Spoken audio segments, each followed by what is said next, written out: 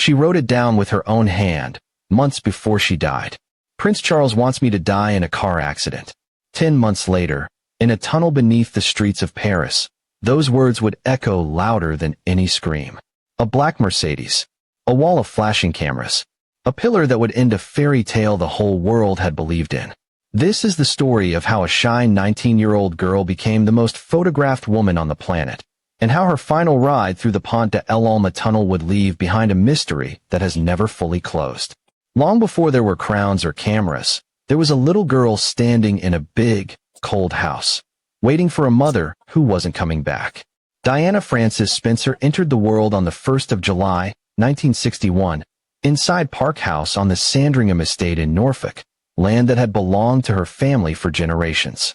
The Spencers were nobility long before the Windsors ever noticed them, aristocrats with a lineage stretching back to the 1400s, intertwined so closely with the royal bloodline that young Diana grew up practically in its shadow. From the outside, it looked like a childhood wrapped in velvet. From the inside, it was already breaking apart. When Diana was barely 7 years old, her parents' marriage collapsed. Her mother, Frances, had fallen in love with another man, and the fallout was brutal, a custody battle fought in cold courtrooms that ended with the children staying behind with their father. Diana, her 2 sisters, and her younger brother were left in a grand house that suddenly felt empty. She would spend the rest of her childhood turning over one question in her mind, again and again, without ever finding an answer that satisfied her. Why did her mother leave? That wound didn't heal. It followed her into classrooms where she sat quietly, watching other children play instead of joining them. It followed her through 2 failed attempts at her O-level exams. Academically, she was unremarkable, but there was something in her that teachers couldn't ignore, a kindness, a way of noticing people who felt invisible, that earned her a special award for her community spirit at Westheath School. She could swim, she could dive,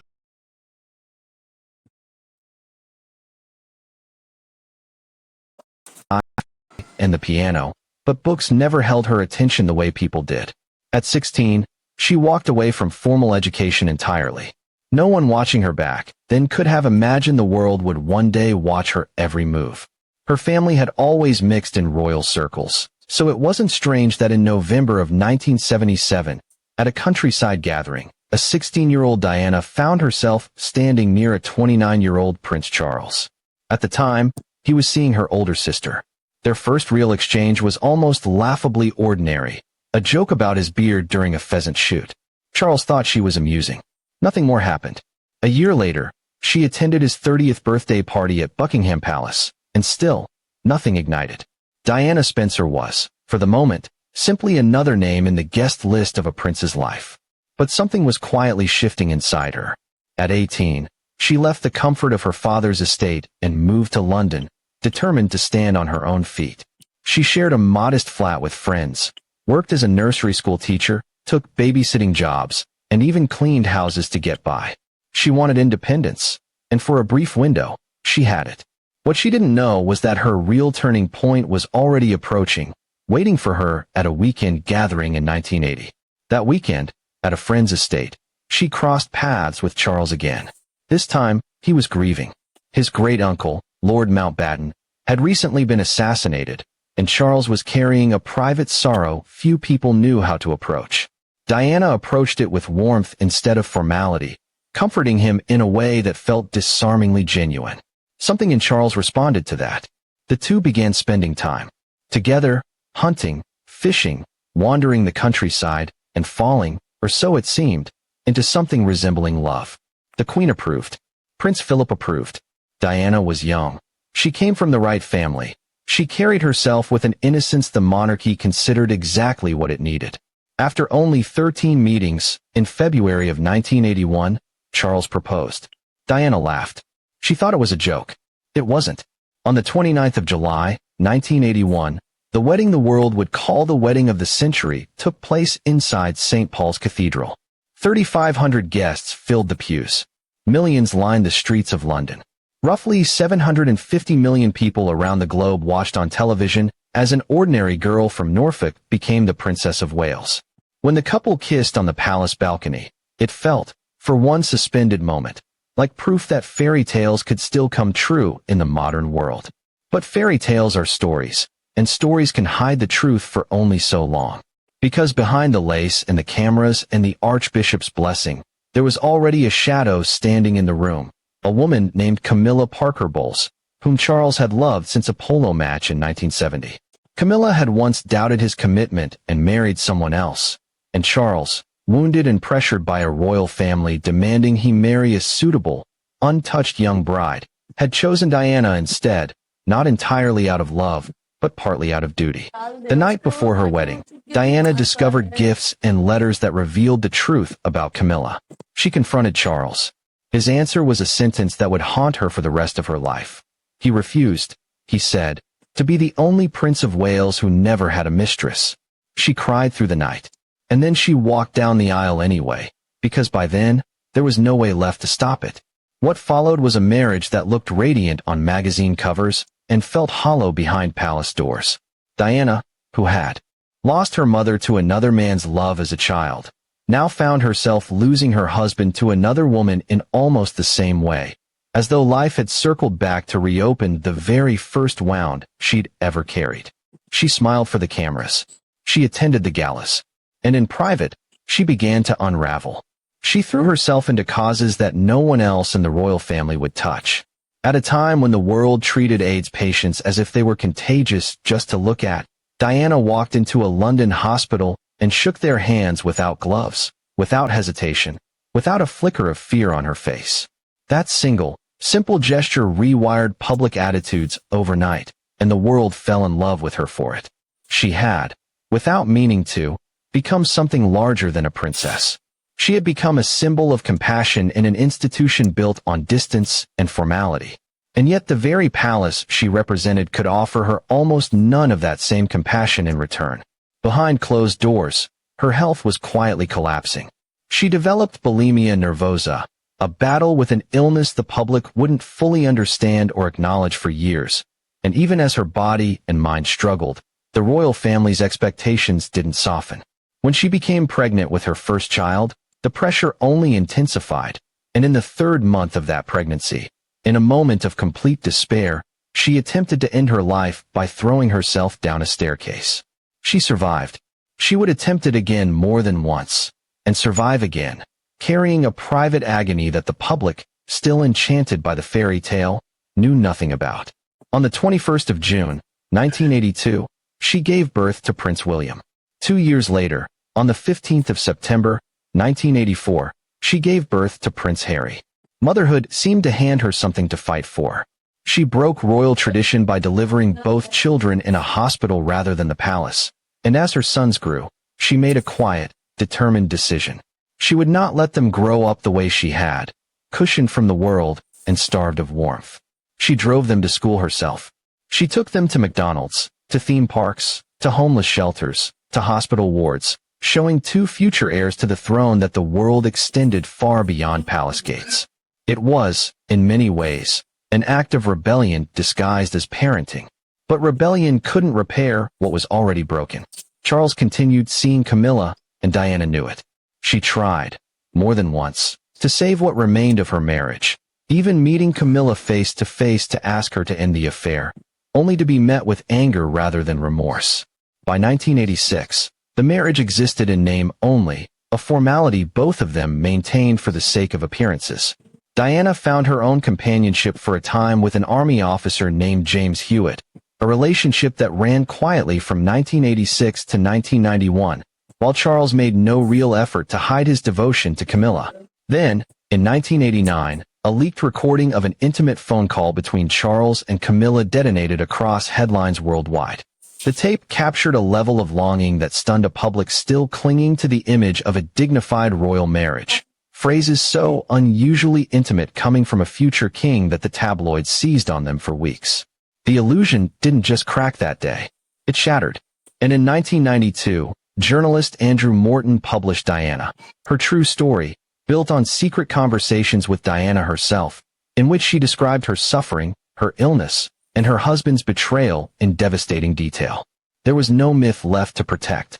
On the 9th of December, 1992, the Prime Minister stood before the House of Commons and confirmed what everyone already suspected: the Prince and Princess of Wales were separating.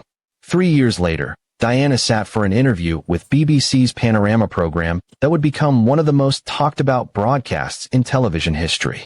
Speaking with a calm, unshaken directness, she confirmed the affair between Charles and Camilla, described feeling isolated and misunderstood inside the royal family, and suggested that some within the institution regarded her as unstable. It was an earthquake. Buckingham Palace, an institution built on centuries of careful silence, visibly shook. On the 28th of August, 1996, the divorce was finalized. Diana received a settlement, an apartment at Kensington Palace, and the loss of her title Her Royal Highness, though she kept the name Princess of Wales. Freed from the palace's control, Diana began to rebuild herself as something new, not a royal fixture, but a woman living life on her own terms for what may have been the first time since she was a teenager. It was during this new chapter that she met Dodi Fayed, son of Egyptian businessman Mohammed Al-Fayed and a film producer in his own right. Photographs surfaced of the two of them laughing on a yacht, swimming together, stealing a kiss the paparazzi captured and sold to the entire planet within hours. Some called it true love, blossoming late and unexpectedly. Others whispered that Diana was simply using the relationship to unsettle the royal family that had cast her aside. Whatever the truth, those closest to her said they had never seen her laugh so easily or smile so often in years. The royal family, by most accounts, was far less enthusiastic about the romance. And on the night of the 30th of August, 1997, Diana and Dodi were dining at the Ritz Hotel in Paris, a hotel owned by Dodi's father. Outside, the paparazzi had gathered in numbers so overwhelming that simply walking to a car felt like walking into a storm of flashbulbs. The couple hatched a plan. A decoy vehicle would leave from the main entrance to draw the photographers away, while the real car slipped out through a service exit at the back. For a moment, it seemed to work. At exactly 12:20 in the morning, a black Mercedes S280 pulled away from the Ritz's rear exit. Henri Paul was behind the wheel. Bodyguard Trevor Rees-Jones sat beside him in the front. Dodi and Diana sat in the back. But the decoy hadn't fooled everyone, and within moments, motorcycles and cars were weaving through the streets of Paris behind them, cameras already flashing through the windows. Paul pressed harder on the accelerator, trying to outrun them along the riverbank. At 12:23, the Mercedes entered the Pont de l'Alma tunnel. And then, in an instant that would replay in headlines for decades, Henri Paul lost control of the car. It clipped the tunnel's right wall, swerved left, and slammed directly into the 13th pillar at devastating speed. Henri Paul and Dodi Fayed were killed instantly. Rees-Jones was thrown from the wreckage, gravely injured but alive. And in the back seat, Princess Diana lay twisted between the seat and the floor, still breathing, but barely. What happened in the minutes that followed is one of the darkest footnotes of that night. Rather than rushing to help the dying woman inside the crumpled car, several photographers who had followed her for years reportedly continued taking pictures of the wreckage. It would take 15 minutes for an ambulance to arrive. She was treated at the scene for close to an hour before finally being moved, and the journey to a hospital only 6 kilometers away reportedly took nearly an hour and 45 minutes, an unusually long delay that would later fuel years of public suspicion. By the time she reached the operating table, the internal bleeding was already beyond what doctors could repair. At 4 in the morning, Princess Diana was pronounced dead. The news broke like a wave over the entire world. Britain, a country not known for public displays of collective grief, seemed to freeze overnight. When her funeral was held on the 6th of September, 1997, an estimated 2.5 billion people watched around the globe, one of the largest broadcast audiences in television history, while more than 1 million people lined the streets of London in person. Tons of flowers, by some estimates millions of individual blooms, piled outside palace gates left by strangers who had never met her but felt, somehow, that they had lost someone close. Because her death occurred on French soil, French authorities were the ones who launched the first official investigation, a process that stretched from 1997 to 1999. Their conclusion, released that September, placed the blame squarely on the driver. Henri Paul's blood alcohol level was measured at roughly 3.5 times the legal limit in France, and traces of an antidepressant were also found in his system, a substance that can heighten impairment. The Mercedes, investigators found, had been traveling well over twice the tunnel's posted speed limit, and no mechanical failure was detected in the vehicle itself. On paper, it was a tragic, entirely human accident, a drunk driver going too fast while being chased by photographers hungry for a photograph worth a fortune. Many people around the world simply couldn't accept that conclusion. It felt, to them, too small an explanation for the death of someone so enormous in the public imagination. And so, in the years that followed, a constellation of conspiracy theories grew around that single night in the tunnel, theories that remain unproven but that continue to circulate even now. Dodi's father, Mohammed Al-Fayed, publicly accused Prince Philip and British intelligence of orchestrating the crash, alleging that Diana had been pregnant with Dodi's child, and that the royal family could not tolerate the idea of William and Harry gaining a Muslim step-sibling. Some versions of the theory claimed Henri Paul himself had secretly worked for British intelligence, pointing to unusual sums of money that had reportedly entered his accounts. Others pointed to a mysterious white Fiat Uno believed to have clipped the Mercedes moments before the crash, a car whose owner later died under circumstances some considered suspicious. There were claims that the tunnel's dozens of security cameras had all, coincidentally, been offline for maintenance that same night, and questions about why blood alcohol readings seemed inconsistent with hotel footage that reportedly showed Paul walking and speaking normally just before he got behind the wheel. None of these claims have ever been substantiated by evidence strong enough to overturn the official findings, but they linger, in part because the death itself felt so violently disproportionate to a life so widely loved. The pressure from these theories eventually became too loud to ignore. In January of 2004, Britain's Metropolitan Police launched Operation Paget, one of the most expensive and exhaustive investigations in the country's history, led by former Commissioner Lord John Stevens. Over 3 years, investigators examined 175 separate conspiracy claims, reviewed more than 20,000 documents, re-interviewed over 300 witnesses, and re-examined forensic evidence gathered from France. In December of 2006, an 832-page report concluded there had been no conspiracy and no involvement from the royal family or British intelligence. British law still required a formal coroner's inquest, which ran from October 2007 to April 2008, hearing testimony from 278 witnesses at a cost exceeding £12 million. On the 7th of April, 2008, a jury delivered its verdict by a majority of 9-2. Unlawful killing, caused by the grossly negligent driving of Henri Paul, who was impaired and speeding, combined with the reckless pursuit of the paparazzi vehicles behind them. The jury found no evidence of conspiracy and no evidence to support claims of pregnancy or premeditated murder.